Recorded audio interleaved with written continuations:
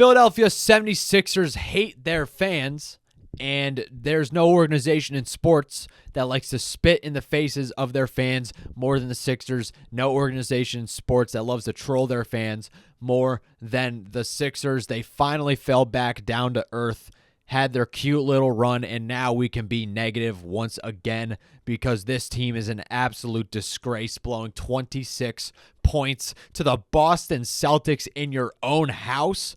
What is this? Are you playing the Atlanta Hawks in the 2021 NBA playoffs? What's going on here? This was an absolute disaster. Words cannot describe how terrible this game was.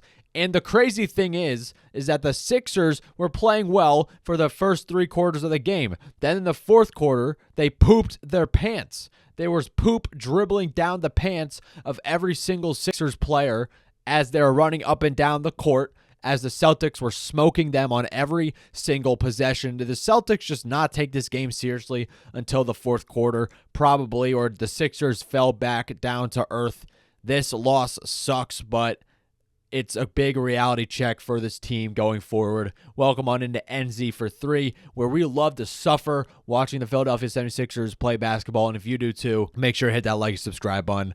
But let's just get this over with. I was getting so hype about this team, it wasn't even funny. I was originally thinking that they should tank the season, try and get Cooper Flag or a top 4 pick because it's a top 6 protected pick, so you might as well lose as much as possible. Then they go on this winning streak. Everyone starts shooting well from 3. Everyone starts playing well. A lot of standout performances from Ricky Council, Eric Gordon, a lot of the role players, Justin Edwards, Adem Bona. They were finally starting to step up, and the Sixers were playing with so much freedom. But this loss put such a sour taste in my mouth. I'm going all the way back to sell at the trade deadline. Enough is enough already.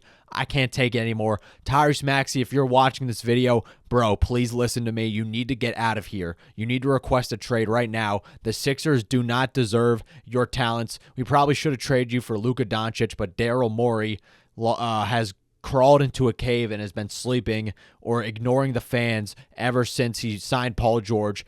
Probably does not want to take any criticism for the basketball terrorism he has committed on this franchise. That's a video for another day, but about this game, Maxey was cooking in the first quarter, had 11 points midway, and was really carrying the team all the way throughout. 34 points, 9 for 21. He did kind of choke at the end, as did the entire team. The Sixers lost their identity in the fourth quarter. They rolled over and died, slumped their shoulders, started playing so lethargic as the Celtics were draining 3 after 3. The Celtics didn't even shoot well from 3 the entire game, but even then, they just came all the way back, marched all the way back in the fourth quarter. Oh, no, they did end up shooting well from 3, 43%. But for the first 3 quarters, they were bricking every single shot, and the Sixers were playing excellent defense, not overhelping, not double-teaming every single possession. Just their zone actually looked good for once. And then something happened in the fourth quarter. It was mainly, at least from what I've seen, Jason Tatum and Jaylen Brown hunting Tyrese Maxey on the defensive end of the floor, which wasn't good because these Sixers players, they were getting sealed off on every single screen, and Maxey was able to get the switch, unfortunately, and Brown and Tatum have such big of a size advantage over Maxey. They were able to get a lot of points off of that. But other than that, the Sixers overhelped so much, and they double-teamed so much unnecessarily because they couldn't navigate through any screens. It's literally all the Celtics do. The entire Celtics offense, which is extremely boring, by the way. I don't know how people watch that team play. You're probably going to say, oh, you're a Joel Embiid fan and he flops every single game. Well, Joel Embiid doesn't play basketball anymore. The Celtics, all they do is shoot threes and Jason Tatum isos. That's literally the 2 main tenets of their offense. Jason Tatum isolation plays and a 3-pointer off a screen or something, off the dribble or catch and shoot. That's all the Celtics do.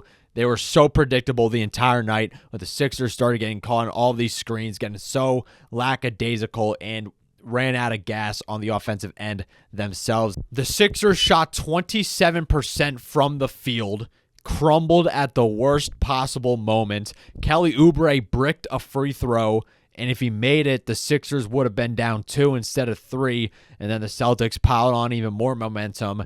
Then Ricky Council bricked 2 free throws. The entire team turned into Benjamin Simmons and Tobias Harris if they fused together in the fourth quarter. So disgusting. And what makes it sting even more was that the Sixers played well for the first 3 quarters, especially Ricky Council. 11 points, 8 assists, 7 rebounds. The box score does not do his impact justice. Ricky Council had the best game of his entire Sixers career, and it isn't even close. He had so many great decisions when dribbling the ball, which is something you did not expect out of a player like Ricky, who has that Kelly Oubre mindset of either when he gets the ball, he just attacks or he passes. It doesn't really do anything else to create shots for others. But Ricky was doing an excellent job making decisions with the ball in his hands, whether it was just going right to the rack, being decisive, bodying Derek White, then shoveling it to Yabu, who was cutting. The Sixers, they were all cutting too. Like, they made great adjustments offensively. They just turned it all off. They went away from everything that made them play well and got them to that lead in the first place. In the first 3 quarters, they kept cutting. It helped Ricky a lot too because he was able to beat the Celtics off the dribble, off of pump fakes, instead of just taking a random 3 in Kristaps Porzingis' face like he probably would. He pump faked it. Porzingis fell for it. Then he shoveled it to a cutting Kelly Oubre. Had so many of those other types of plays. And he was hitting wide open threes as well, those catch and shoot threes. Ricky had a lot of impact on the Sixers bloating that lead in the first place. Then the team, just all of them, collapsed. Justin Edwards, too. His confidence is crazy good. And I love that Daryl Morey, if there's one thing he's done well with the Sixers team, it's finding those diamonds in the rough. Whether it's Kelly Oubre, Justin Edwards, Tyrese Maxey, Jared McCain, Daryl Morey knows how to analyze talent. It's just that the decisions he has made with signing Paul George, not extending James Harden, I'm going to get flack for this, but not giving James Harden that max contract, with the season he's having now, with the chemistry he had with Joel Embiid and Tyrese Maxey, that was a huge mistake. Daryl Morey came in with the Sixers. He fixed a lot of messes, but created his own. And it's really sketchy how he just hid into the shadows ever since the season started. The Sixers were really disappointing, just pissing off every single fan. Daryl Morey coming nowhere, just hiding in the abyss, just trying to dodge all the criticism and all the noise. If the Sixers really want to win the fans over, not that like they really care about what the fans think, they gotta reset it. You gotta stop this. You can't keep running this stuff into the ground. I know 2 months from now we're not going to care about this game, but it's something the Sixers have been dealing with for the past 10 years. This type of loser energy every single year, no matter how many times they change the coach, no matter how many times they change the roster around Joel Embiid, it's the same thing over and over again. They are never going to get over the hump. This cute run they had is over, and we got to have a little bit of a reality check here. The Sixers, they've been playing well recently, but this loss, this really did it for me. This was absolutely inexcusable. You cannot excuse this loss whatsoever. And the Sixers need to make something happen at the trade deadline. You're seeing all these other blockbuster moves. The Dallas Mavericks made the NBA Finals, and they just sold off their MVP candidate, superstar, who's 25 years old. The Sacramento Kings and the San Antonio Spurs are making moves.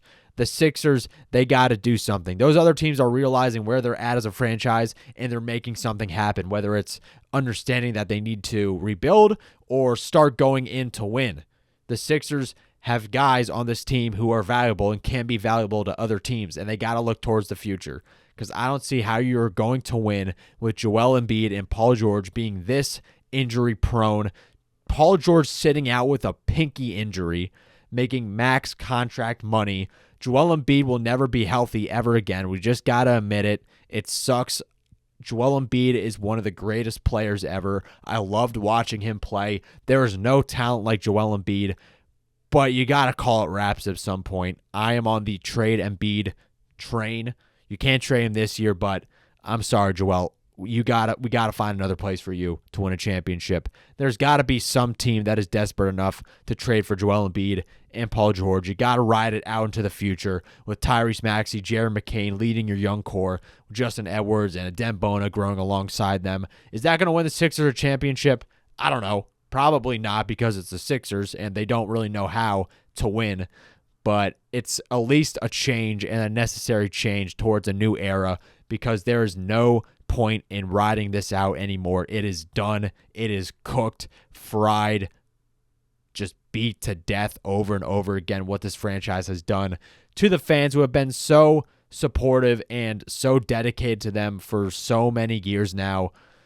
Wow, I just completely stopped talking about the game and started ranting about my life as a Sixers fan.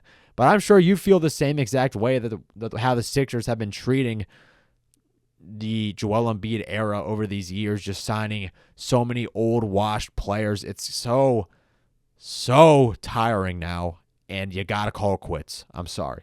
If the Sixers end up really doing something drastic at the trade deadline, whether it comes to selling, I mean, it makes complete sense. But Daryl Morey needs to get his act together. The Sixers organization needs to start making serious decisions and start to have serious conversations, because it has reached a boiling point with this fan base, and that's going to start affecting ownership when fans start getting upset and stop buying tickets to games. They're not stupid. Sixers fans are not stupid. We know what is going on with the team, and we know it's not going anywhere. But that's pretty much all I got. Thank you all for tuning on in. Thank you for 300 subscribers. We're going to keep grinding on this channel, spreading the message, suffering together through the Philadelphia 76ers, because we are crazy psychopaths. But yeah, that's pretty much all I got. Stay safe out there. Peace.